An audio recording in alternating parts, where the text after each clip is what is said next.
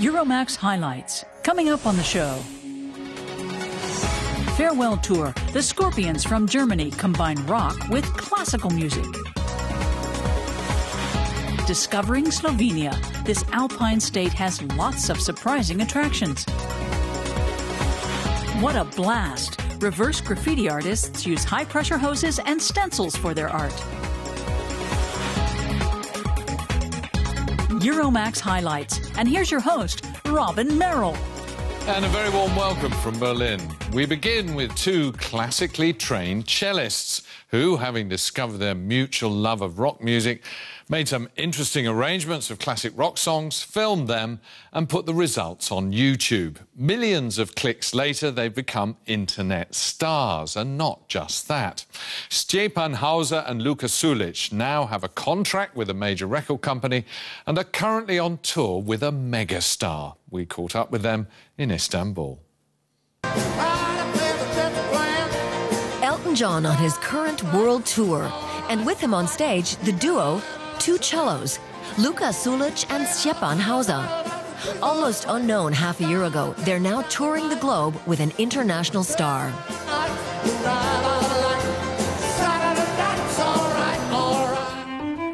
Here's the duo just before a performance in Istanbul. They can scarcely believe they're actually on tour with Elton John.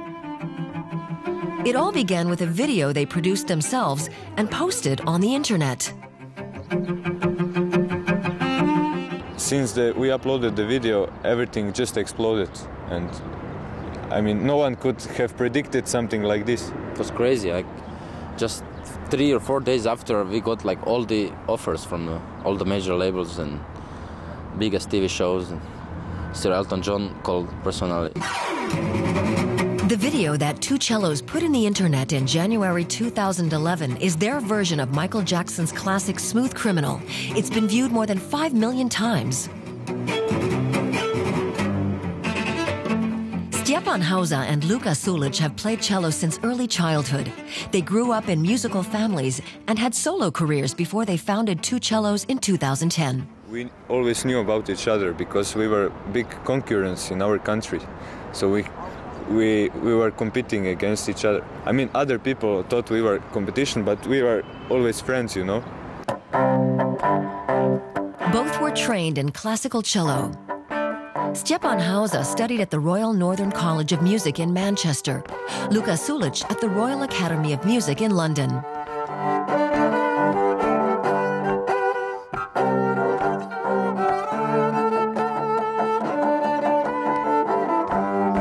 After winning prizes and giving concerts all over Europe, the two Croatian musicians wanted to branch out from classical music. By playing classical music, you use one aspect of playing cello. And now cello can rock so hard, cello can scream, cello can be like a drum, like a violin, like a guitar, like anything. So we now feel completely fulfilled that we are using a whole advantage of the instrument. With their cellos, they can do the work of a whole band. For example, Guns N' Roses. Welcome to the Jungle is from their album Two Cellos, which has just come out in Europe.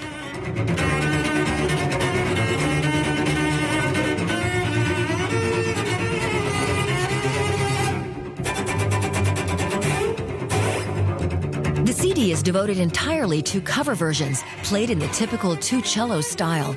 That obviously convinced Elton John. He phoned Luka Sulic out of the blue.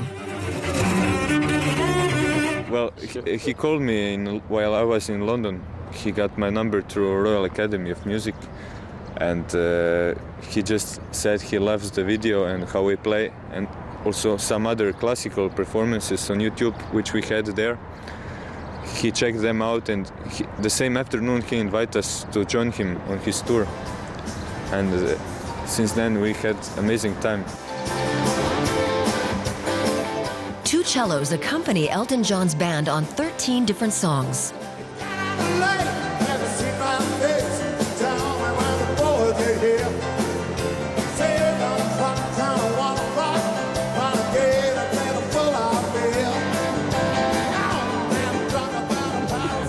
Elton is the most generous guy I met in my life. It's incredible. It's incredible how much he wants to help us, and he cares about us like all the time. He bought me a present last time we were in his house, and Especially for him. And I'm really, I'm really happy. Elton and Two Cellos are touring Europe before heading to Australia, New Zealand, South America, Canada, and the US, where their album is slated for release next week. The duo is also rehearsing new songs like Sting's Fields of Gold.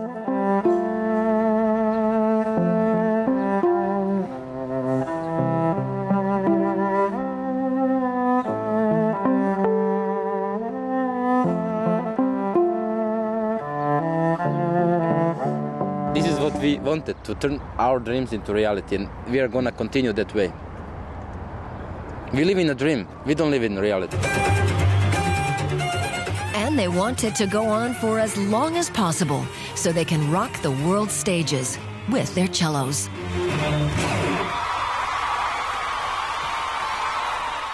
Brilliant. And just as those two have changed people's attitudes to cello playing, so it is with a new kind of graffiti. Graffiti generally has a bad name, but reverse graffiti has, just as it sounds, turned the whole cult of graffiti writing on its head. Reverse graffiti doesn't use spray paint, but actually the water hoses that are normally used to clean graffiti off the sides of buildings. And this type of graffiti is actually making walls cleaner and is now also being used in advertising.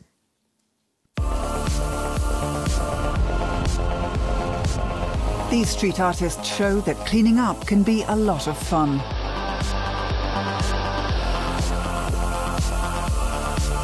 Oliver Bienkowski from Kassel, Germany, is turning around the idea behind graffiti.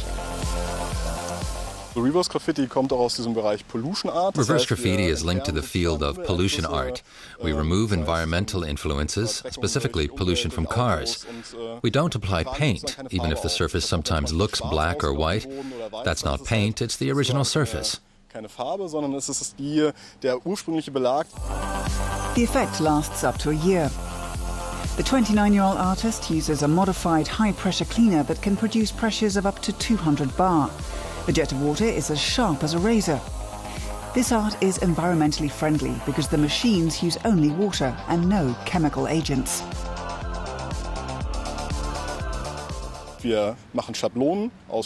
We make stencils from various materials. It can be plastic, steel, aluminum or wood, whatever's available. We place the stencil on dirty pavements or concrete walls and then clean what the water reaches through the stencil. Reverse graffiti is nothing new. Its inventor is Paul Moose Curtis of England, who began artistically removing grime from walls 15 years ago. High-pressure cleaners are not the only possible tools. Austrian street artist Georg Bildstein likes to use toothbrushes.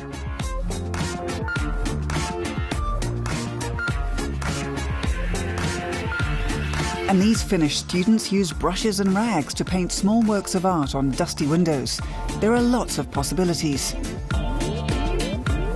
I saw a person in a tunnel use a face mask and rags to draw skulls, to draw attention to the pollution. I thought, if we can use technology to achieve as much as this person in the tunnel, then there must be all sorts of possibilities out there. And so Oliver Bienkowski got down to work. In 2009, he created Germany's longest reverse graffiti, looking ahead to Kassel's next staging of the Documenta International Art Exhibition. Each four-leaf clover of the project Stadtglück, or Urban Happiness, is 80 centimeters in height. It took him 2 hours to put 283 of them along a 500-meter concrete wall. For this motif on the Weinberg wall, we considered a lot of different things. The wild raccoon that's become a native of Kassel, grapevines because it's the Weinberg, and the cloverleaf from the city's coat of arms. Today, reverse graffiti is increasingly used in marketing, where it's called street branding. It's unconventional, effective, and low-priced. Oliver Bienkowski has specialized in it. Here he's making final preparations for a work promoting a telephone book. Guerilla marketing is simply when you get big results for a small investment. And street branding is an obvious choice because it's dynamic and very portable. Oliver carries out the project like a cloak and dagger operation because the city has not given official permission. Reverse graffiti operates in a legal grey zone. Instead of painting or altering the walls, it merely cleans sections of them. It is usually not regarded as property damage. At worst, the Public Order Office could call me up tomorrow and say that we need to neutralize the Weinberg. That means to remove the differences we made, which would mean cleaning the entire Weinberg wall. And that's actually the goal, to clean the Weinberg. Because Kassel is already so dirty, at least the Weinberg should be clean. Oliver Bienkowski and his team clean out the client's logo, the O umlaut letter, on the concrete wall. They need about 600 litres of water for this guerrilla marketing scheme. After 4.5 hours, several hundred logos are visible on a 400-metre stretch of wall.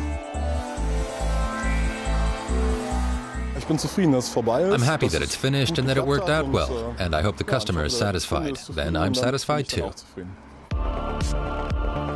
A deep-cleaned piece of advertising stands out in Kassel. Reverse graffiti could alter cities' appearances and their residents' attitudes toward urban grime. Slovenia is one of Europe's youngest countries. It declared independence from Yugoslavia in 1991 and is wedged between Italy, Croatia, Hungary and Austria.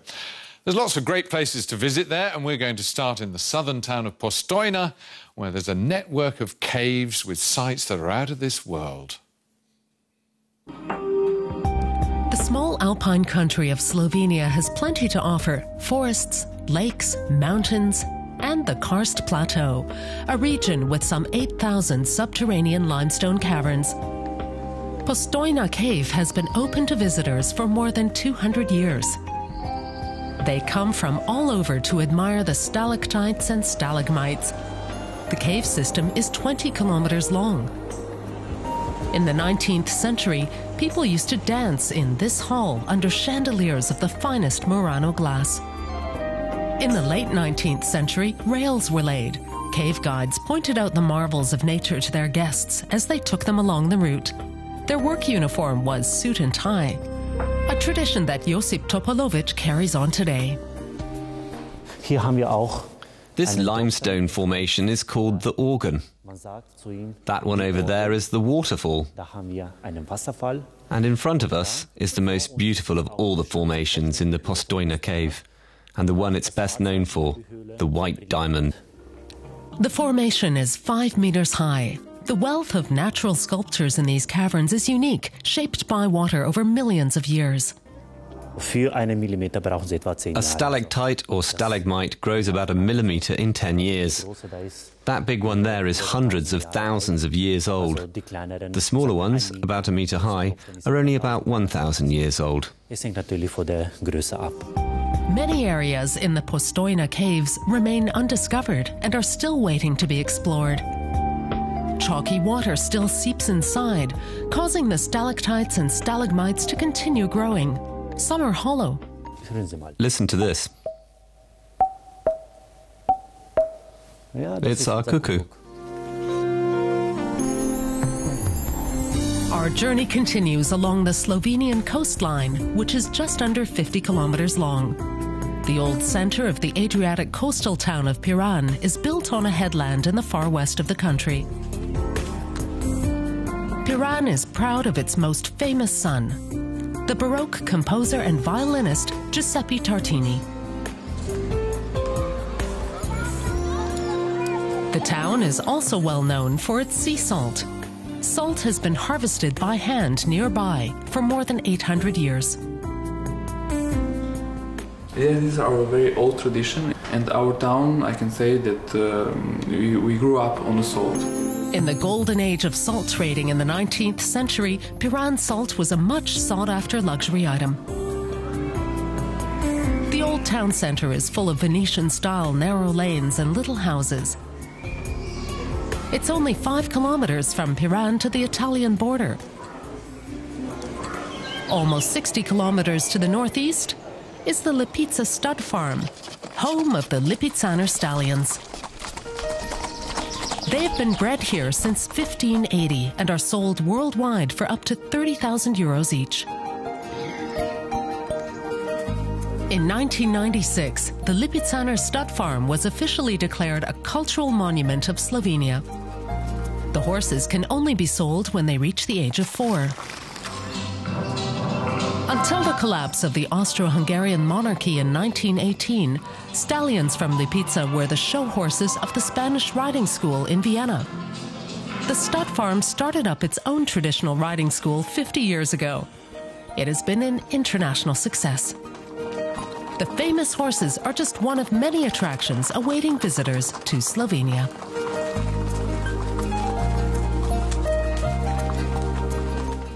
Now, Germany's most successful rock band, the Scorpions, have sold over 100 million records since they first hit the charts in the 1970s.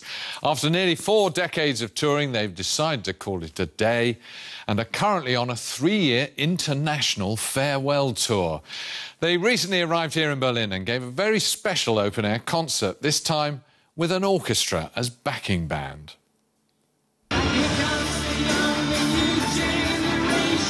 It's a set they seldom play. The Scorpions get classical on their farewell tour. The Babelsberg Film Orchestra lends a whole new dimension to the German musicians' rock ballads.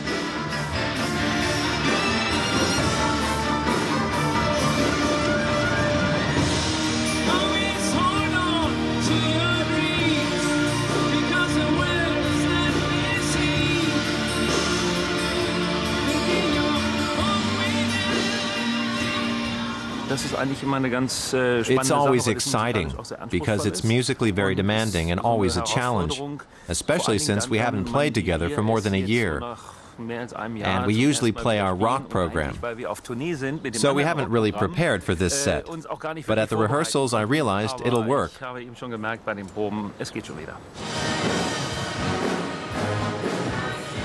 During the afternoon rehearsal, the Scorpions and the orchestra are still trying to find a middle ground. The rock musicians want to rock. The conductor has to keep the balance. The Scorpions want the most out of every concert, and that includes the classical arrangements.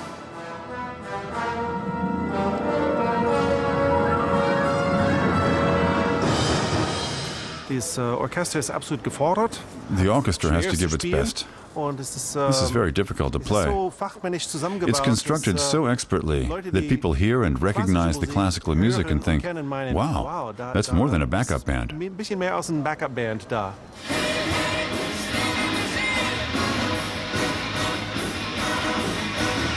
It's hard work for the 60 or so musicians in the orchestra. The Scorpions' international breakthrough came in the late 1970s. Hits like Rock You Like a Hurricane still thrill millions around the world.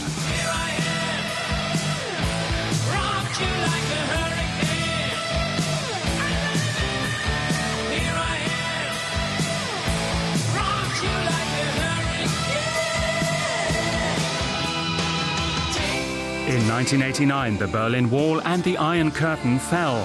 The Scorpions' ballad Wind of Change became a sort of theme song for the historic transition.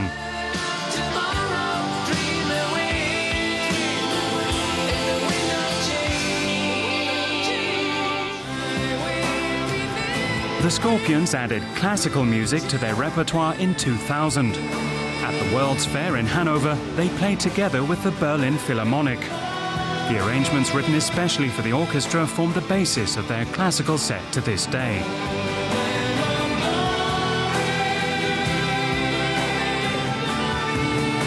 It's a fantastic experience to stand on stage with the world's best classical orchestra and make music together. It's a huge challenge. And at the same time, you know it's a special moment that'll be very hard to top. After 40 years playing together, the Scorpions now want to disband. So director Katja von Garnier is capturing their last tour on a film commissioned by Deutsche Welle. The film is also set to be shown in cinemas in 2013. None of us can imagine what it'll really mean to stand on stage for the last time. It's a horrible thought, actually. I've been doing this for 33 years with the Scorpions alone, almost half my life. In our situation, you can't really imagine leading a life without standing on stage.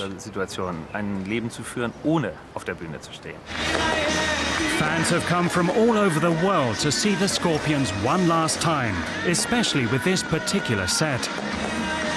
All good things come to an end, and they're one of the greatest, absolutely. The aura they have is fantastic. It gives you power and energy. On such a mild summer night, hearing Scorpions music with classical music in the background is lovely. And the concert proved that even with their classical set, the Scorpions still rock the house.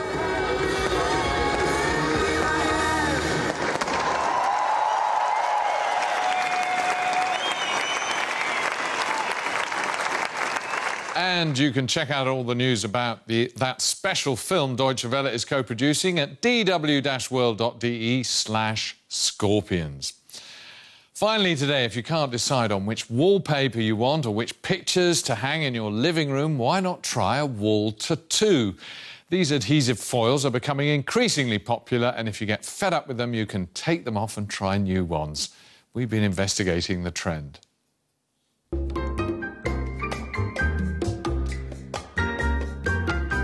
They can be playful or convey simple messages. With wall tattoos, anything goes. They can add just the right accent to any room.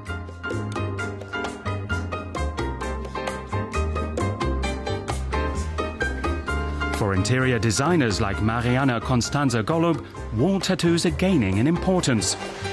Increasingly, her clients are looking for that little something extra to enhance their wallpaper or paintings. I think finding the right wall tattoo for the right room and a particular client is almost as hard as finding the right pictures. Kleberfieber is one of Germany's biggest producers of wall tattoos. The Berlin-based company has been making them for 2 years. First, they create a digital image, which is then printed on adhesive film. There are now more than 1,600 designs to choose from. Wall tattoos are really trendy. They're becoming more and more popular. People search for them on the internet, and they're in great demand.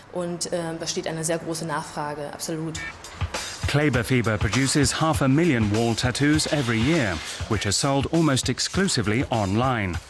The tattoos are made from wafer-thin PVC film. The thing about wall tattoos is that they're very individual and innovative. You use color and size to create the desired image. They're self-adhesive and can be up on the wall in minutes. You can become a wall designer within your own 4 walls. Thomas Frank from Berlin developed a soft spot for wall tattoos 2 years ago. By now, every room in his apartment has been tattooed.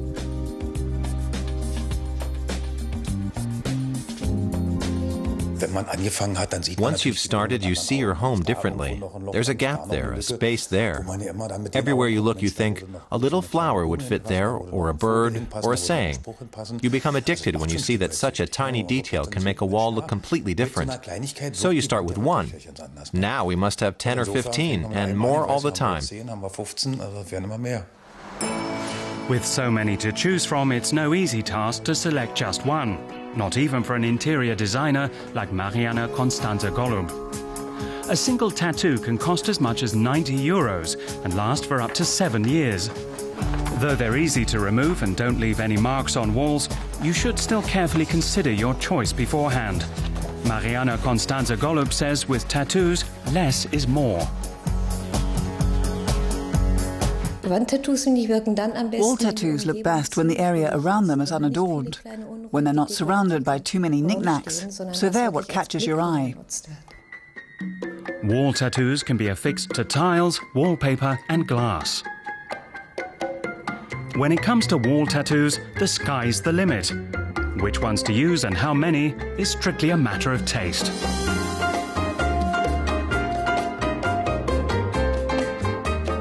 And that's it for this edition of the show. Thanks very much for watching. From myself and all the crew here in Berlin, auf Wiedersehen, tschüss and bye-bye.